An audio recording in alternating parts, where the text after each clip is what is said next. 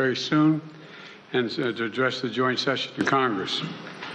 It's a testament to the strong and enduring and thoroughly bipartisan support that exists all across the United States for the friendship and partnership between India and the United States that they're anxiously waiting to hear you up on Capitol Hill. A partnership that is among the most consequential in the world, that is stronger, closer, and more dynamic than any time in history. Mr. Prime Minister, we've met many times over the past few years, most recently in Hiroshima at the G7 summit, and each time I was struck by our ability to find new areas of cooperation. Together, we're unlocking the shared future of what I believe to be unlimited potential. And with this visit, we're demonstrating once more how India and the United States are collaborating on nearly every human endeavor and delivering progress across the board. From designing new ways to diagnose and treat illnesses like cancer and diabetes, to collaborating on human spaceflight, including sending an Indian astronaut to the International Space Station in 2024, to accelerating the global clean energy transition and tackling the climate crisis we face, to harnessing our shared expertise on critical and emerging technologies like quantum computing and artificial intelligence, to ensuring they are not used as tools of misinformation and oppression. We are doubling down on our cooperation to secure our semiconductor supply chains, advancing Open RAN telecommunications networks, and growing our major defense partnership with the more joint exercises, more cooperation between our defense industries, and more consultation and coordination across all domains. Our economic relationship is booming. Trade between our countries has almost doubled over the past decade to more than $191 billion, supporting tens of thousands of good jobs in both India and the United States. Add to that, 1 million American jobs across 44 states will be supported by the purchase of more than 200 American-made Boeing aircraft by that Air India is announcing earlier this year. And with this visit, Indian firms are announcing more than $2 billion in new investments in manufacturing, solar in Colorado, steel in Ohio, and optic fiber in South Carolina, and much more. Further proof that America's manufacturing is back. We're expanding educational exchanges for our students, building on the record 125,000 student visas for Indians to study in the United States we issued last year, and opening new consulates that's going to make it easier for our people to travel, work, and collaborate together. On the issues that matter most and that will define the future, our nations look to one another, including on critical regional and global issues. And today, we also talked about our shared efforts to mitigate the humanitarian tragedies unleashed by Russia's brutal war in Ukraine and to defend the core principles of the UN Charter's sovereignty and territorial integrity. We discussed our work through the Quad and how India and the United States, together with Australia and Japan, can ensure the vital Indo-Pacific region remains free, open, prosperous, and secure. Through our new I2U2 grouping with Israel and the UAE, we're building regional connections to the Middle East and spurring science-based solutions to global challenges like food security and clean energy. And this year, under India's leadership of the G20, we're putting sustainable development at the center of the agenda. We're delivering meaningful action on low and middle-income nations, including multilateral development bank reform, debt relief, and building resilient and equitable health systems. The bottom line is simple. We want people everywhere to have the opportunity to live in dignity. And let me close with this. Indians and Americans are both peoples who innovate and create, turn obstacles into opportunities, who find strength in community and family, and who cherish freedom and celebrate the democratic values of universal human rights, which face challenges around the world and in each of our countries, but which remain so vital to the success of each of our nations. Press freedom, religious freedom, tolerance, diversity. India now has the most populous country, is now the most populous country in the world. It's a democracy. We understand that it is the brilliance and the backbone of our people, as diverse and talents and traditions that make us strong as a nation. It's democracies that do that. We see that so clearly here in the United States, where a vibrant Indian American community of more than 4 million strong contributes every single day to the writing of the future of our nation. Indian Americans of every background and faith, representing the full diversity of India, are pursuing their American dream while maintaining deep connections for their Indian heritage and families. That makes us all stronger. That is the cornerstone of this essential partnership between India and the United States. And that is why I know the friendship between our nations is only going to grow as we face the future together. Mr. Prime Minister, the floor is yours.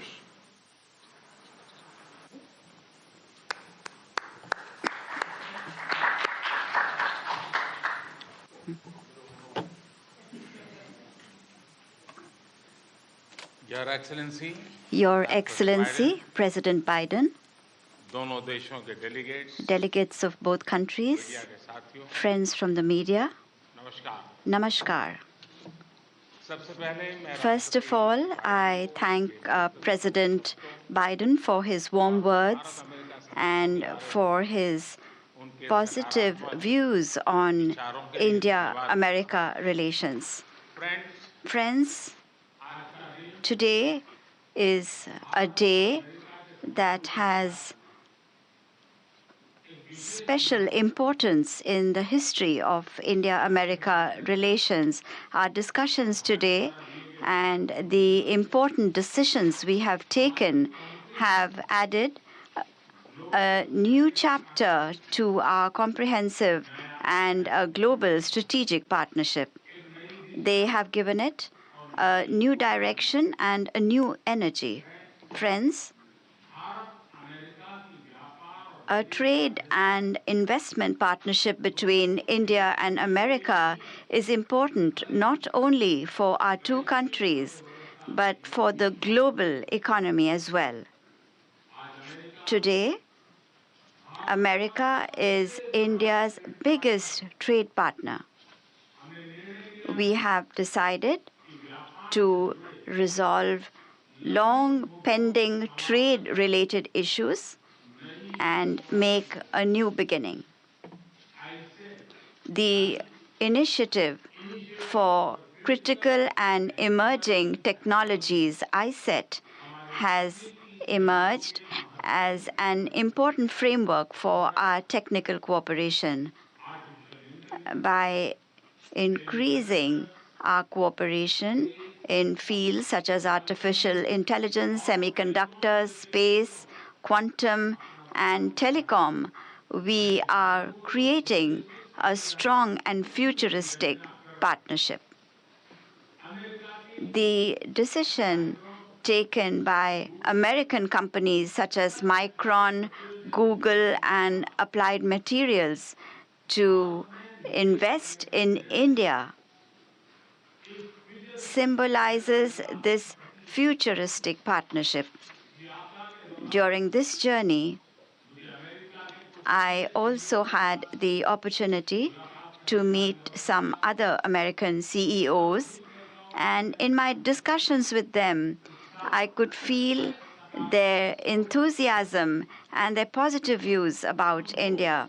We both agree that to make our strategic technology partnership meaningful, it is very important that governments, businesses, and academic institutions come together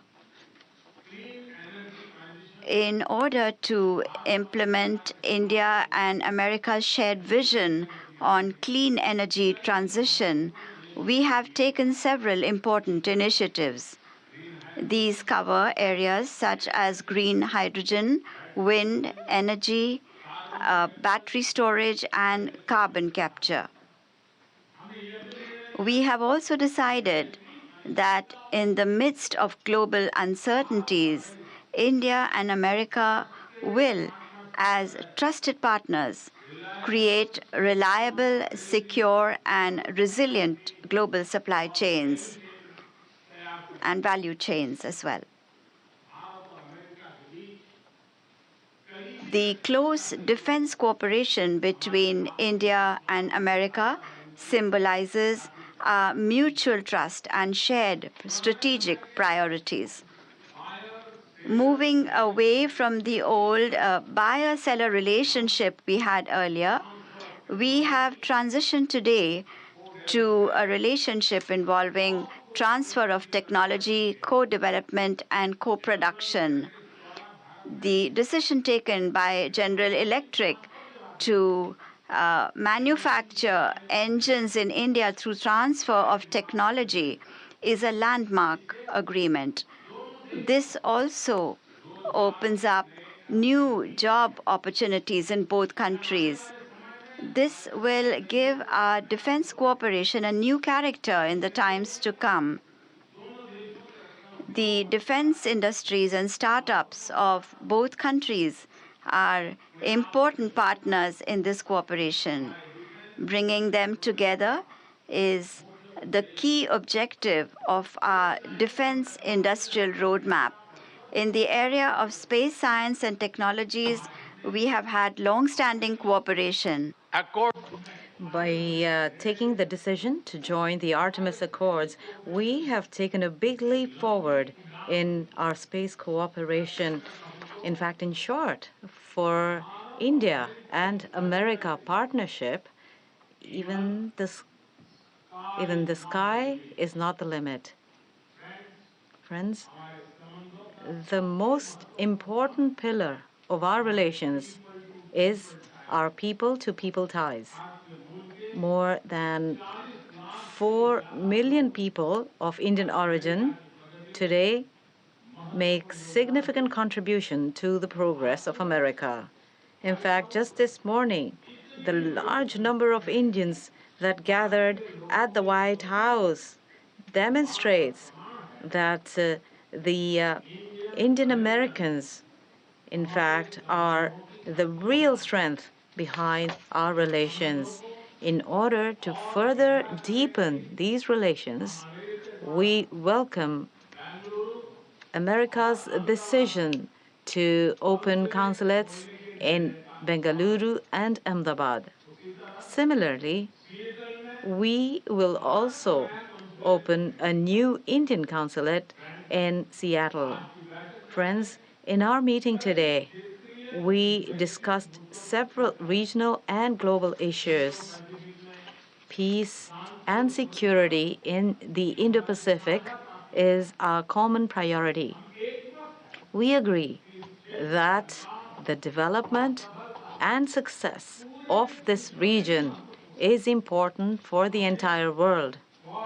We shared our views to enhance coordination with all countries in this region along with our Quad partners. India and America stand shoulder to shoulder in the fight against terrorism and fundamentalism. We were in agreement that concrete actions are needed in order to end cross-border terrorism. The COVID pandemic and the Ukraine conflict have afflicted the countries of the Global South in particular. We believe that in order to resolve these problems, it is absolutely imperative for all countries to unite.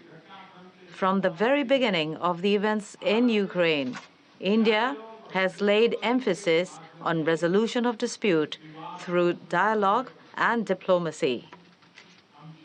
We are completely ready to contribute in any way we can to restore peace. Under India's G20 presidency, we are laying emphasis on the spirit of one earth, one family. one future. We are lending a voice to the priorities of the Global South. I thank President Biden that he has expressed support to my proposal of giving the African Union full membership of the G20. Friends, the core philosophy of all of our collective efforts is to strengthen democracy and democratic values and democratic order. Two of the world's largest democracies, India and America, can together make an important contribution to global peace, stability, and prosperity. I'm confident that based on these values, we will be able to fulfill the expectations and aspirations of not only the people of our two countries, but of the entire world. President Biden, thank you for the meaningful discussion today. This year, during the G20 summit, we are looking forward to welcoming you. This is myself, and all of India is looking forward to welcoming you to India. And as President has said, I do have another engagement after this. I need to address the Congress, so I do not want to take any more time. And I am going to stop here. Once again, President Biden, thank you very much. Well, the Congress is actually waiting to, and anxiously waiting to hear you. I'm told there are two questioners, Sabrina from the Wall Street Journal and Kumar from the Trust of India. And Sabrina, you first. Thank you, Mr. President. I have a question for the Prime Minister, but first a two-part question for you. Your comments at a fundraiser this week appear to be the first time in recent memory that a sitting U.S. president has called a Chinese leader a dictator. Did those comments about President Xi undermine or complicate the progress your administration has made in maintaining a relationship with China? And secondly, on India, as you raise these broader issues of human rights and democracy, what is your message to those, including some members of your own party, who say that your administration is overlooking the targeting of religious minorities and crackdown on dissent in Prime Minister Modi's country? The answer to your first question is no. When we're talking to our allies and partners around the world, including India, we let the idea of my choosing and avoiding saying what I think is the facts with regard to the relationship with India, with China, is just not something I'm going to change very much. I think I believe that, and I've said this for some time, that the hysteria about the relationship with China is collapsing and moving, et cetera, et cetera. We had an incident that caused some confusion, you might say. But the Secretary Blinken had a great trip to China. I expect to be meeting with President Xi sometime in the future, in the near term, and I don't think it's had any real consequence. And what was your second question? So as you raise these broader issues of human rights and democracy, what is your message to those, including some members of your own party, who believe that your administration is overlooking the targeting of religious minorities and a crackdown on dissent in India? Well, look, the Prime Minister and I had a good discussion about democratic values, and that's the nature of our relationship. We're straightforward with each other, and we respect each other. One of the fundamental reasons that I believe the U.S.-China relationship is not in the space it is in the U.S.-Indian relationship is that there's an overwhelming respect for each other because we're both democracies. And it's a common democratic character of both our countries and our people, our diversity, our culture, our open, tolerant, robust debate. And I believe that we believe in the dignity of every citizen. and it is in America's DNA, and I believe in India's DNA, that the whole world has a stake in our success, both of us, in maintaining our democracies, makes us appealing partners, and enables us to expand democratic institutions around the world. And I believe this, and I still believe this. Mr. Prime Minister, India has long prided itself as the world's largest democracy, but there are many human rights groups who say that your government has discriminated against religious minorities and sought to silence its critics. As you stand here in the east room of the White House, where so many world leaders have made commitments to protecting democracy, what steps are you and your government willing to take to improve the rights of Muslims and other minorities in your country and to uphold free speech?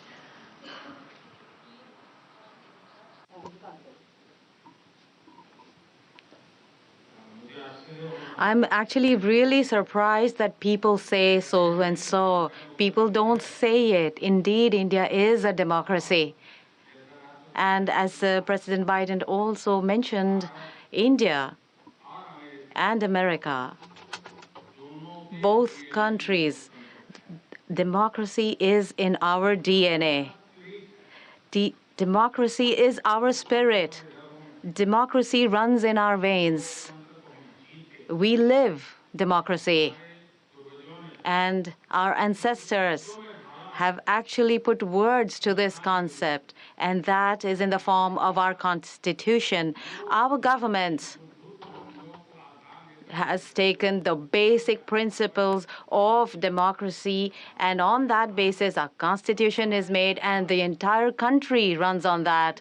Our Constitution and our government, we have always proved that democracy can deliver. And when I say deliver, this is regardless of caste, creed, religion, gender. There's absolutely no space for discrimination. And when you talk of democracy, if there are no human values and there is no humanity, there are no human rights, then it's not a democracy. And that is why when you say democracy and you accept democracy, and when we live democracy, then there is absolutely no space for discrimination. And that is why India believes in moving ahead with everybody, with trust, and with everybody's efforts. These are our foundation principles, which are the basis of how we operate, how we live our lives. In India, the benefits that are provided by the government is accessible to all. Whoever deserves those benefits is available to everybody. And that is why in India's democratic values, there is absolutely no discrimination, neither on basis of caste, creed, or age, or any kind of geographic location. Kumar. Yeah, thanks a lot, sir. Sir, my question is on the issue of climate change. Both countries have spoken strongly about the need to tackle the climate change, but there is a view. Both countries have spoken about the challenge of climate change, but there is a view that ambitious targets are set, but implementation is found often lacking. And there is also a criticism of lack of technological transfer, financial transfer from the developed countries to the developing nations. How do you both leaders see the way ahead on this pressing issue? Well, first of all, I think it is the existential threat to humanity, climate change. It's the most serious problem we face as human beings. We have to keep it below 1.5 degrees Celsius. We've made enormous progress here in the United States on dealing with this issue by doing three things. Number one, by insisting that we move every one of our industries into a position where they can take advantage of cheaper and more extensive and more available renewable energy, whether it's solar or wind or hydrogen and green hydrogen. There's a whole range of things we've been working on. In addition to that, we find ourselves in a position that what we've done is that we have significantly reduced for example, I made a commitment that we were going to make sure that by 2030, 30% of all our land and sea and oceans were in conservation, could not be developed. We're well on our way to doing that, and that's also absorbing carbon from the air as a consequence of that because of the conservation.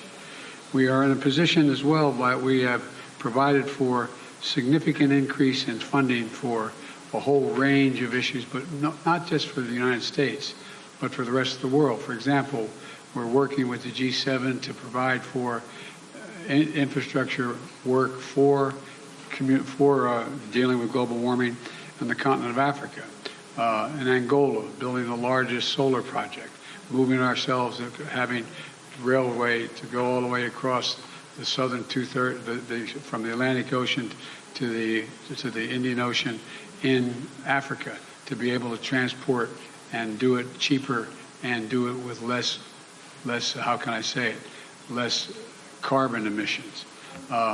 We're trying to work with other countries to maintain their carbon sinks so they don't have to develop them like we did in causing pollution. And we're trying to figure out how to work out to pay them not to develop certain areas like the Amazon and Brazil. But there's a lot of technology that's available that we're sharing and we share with one another. We've learned how to do solar energy, which is considerably cheaper than it is for fossil fuels. The same way dealing with not just solar, but dealing with wind. And so there's a lot of technology that we've developed, and we're well on our way, I think, to meeting the commitment we made that we made in Paris. And we're prepared to share all of that with India that has a desire to do the same.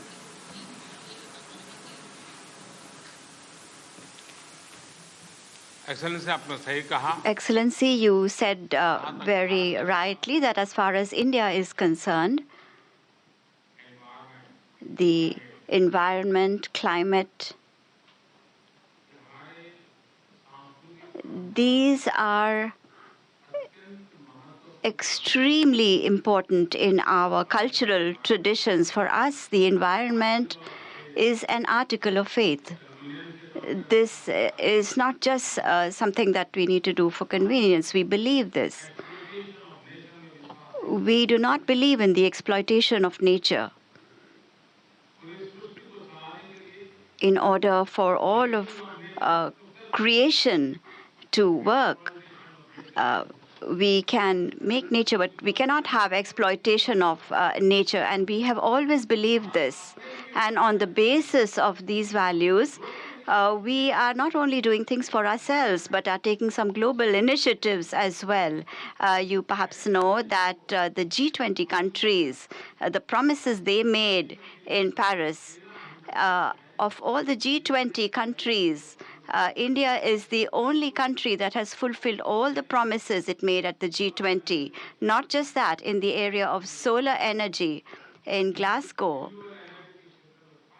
we had set ourselves a target to achieve 500 gigawatts of renewable energy. By 2030, we have set ourselves the target to make Indian Railways net zero. And you must understand the scale of Indian Railways. When we talk about Indian Railways, it means that every day the entire population of Australia travels in our wagons, in our railway wagons, on our trains. And we have set ourselves the target to achieve net zero for our railways. We have also set ourselves targets for solar energy, for ethanol, 10% mix of ethanol. We have completed this target before the set date. We are also working in the area of green hydrogen. We want India to be a green hydrogen hub, and we are working towards this. In the International Solar Alliance has been launched by India, and many countries have joined it and are working with India. The island countries we have helped them in the area of solar energy so that they have now got a new confidence that we are with them in their efforts to fight climate change. And we will not only fulfill our responsibilities, but we will also help you in the area of climate change. We have seen that due to natural calamities, people talk about the death of people, no doubt, when there are natural disasters, but there is a lot of destruction of infrastructure as well. And therefore, because of climate change, the kind of crisis we are feeling, we need to develop infrastructure that is resilient. And therefore, we have created a global organization called CDRI. And you perhaps know that in Glasgow, I presented a subject to the world, and recently it was launched by the UN Secretary General and myself. That is Mission Life, and when I say life, I mean lifestyle for the environment. Therefore, every individual must live his life in a pro-environment, pro-development way, and we are working towards this, and I am sure that whatever work India has started in all these areas, not because India has adversely affected the environment of the world. We are doing this because we have a concern for future generations. We do not want to give our future generations a world that make life difficult for them. And therefore, as a global responsibility, India has not caused any problems to the environment. However, we are playing a leading role in contributing in a positive manner as far as prosperous countries are concerned. There's always been talk about technology transfer, financial support, and there are some countries that need to have technology transfer, financial support, and we hope that as soon as we can move forward in this area, we will be able to solve this challenge of climate change. Thank you very much. Lots to unpack, but we only have 1 minute. What is your takeaway? Yeah, well, I think as expected, very warm words from both leaders. You know, Joe Biden saying that it's one of the most consequential partnerships in the world and it's closer than ever. Narendra Modi saying today is a day that has special importance in the history of India-US relations, holding up in particular, you know, deals like we were talking about co-manufacturing weapons systems. And also Narendra Modi, for the first time, taking public questions like that, and including a question about the situation of minority rights in India. And in his response, pointing to India's constitution, saying that there are constitutional protections for minorities, which is absolutely the case. I think human rights groups won't necessarily be satisfied with that answer because they say there are still problems happening. But I think definitely a step in the right direction that Narendra Modi took a question like that. And I think a lot of journalists will be hoping that that sets a precedent for more openness from that government. What did you make of Biden? Yeah, well, Joe Biden, I think, obviously, very much stressing the positive side of things. Also, he was faced with this question about the situation of human rights in India. He tiptoed around it a bit, didn't he? Well, I mean, he kind of glanced at it in his prepared comments, saying that, we talked about being democracies, the importance of tolerance, the importance of personal religious freedoms. So some hints about conversations going on there. He also faced a question then also from the same questioner who put that question to Narendra Modi about, how he responded to the fact that some members of his own party are extremely critical of this. He essentially kind of pointed to democracy being the main thing. We'll have to leave it there. Richard Walker, thank you so much. And thank you for being with us today. Bye-bye.